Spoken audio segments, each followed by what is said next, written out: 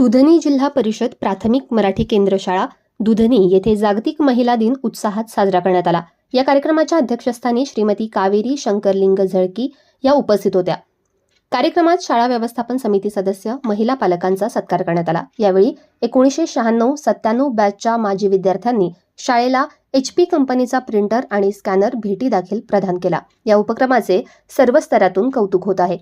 कार्यक्रमाला शाळा व्यवस्थापन समिती अध्यक्ष गोरखनाथ दोडमनी, उपाध्यक्ष हनुमंत कलशेट्टी, शिक्षणतज्ञ सईदप्पा झळकी, पालक समिती सदस्य मिहिदीमिया जिडगे, श्रीशैल चिंचोळी, सुशांत गद्दी, पंजाब नॅशनल बँकचे मॅनेजर शंकर कुंभार, व्यापारी चन्नू हावशेट्टी, IT कंपनीत मॅनेजर पदावर कार्यरत असलेले शिवलिंग झळकी, श्रीमती अंजली गुंजोटे, सुहास पवार, अक्कलकोट तालुका प्राथमिक शिक्षक सोसायटीचे व्हाईस चेअरमन पोमू राठोड, संजीव कुमार बेनिसूर आणि रविकुमार कोरसगाव आदींसह सौ गीता शांतलिंग कोगनूर, सौ ऐश्वर्या अल्लापूर, सौ प्रेमा आळंद, सौ मल्लम्मा मोडलकर, मालाश्री झळकी, रेश्मा माशाळ, मीना शेख, सुशीला बिल्लाट आदी महिला पालक उपस्थित होते।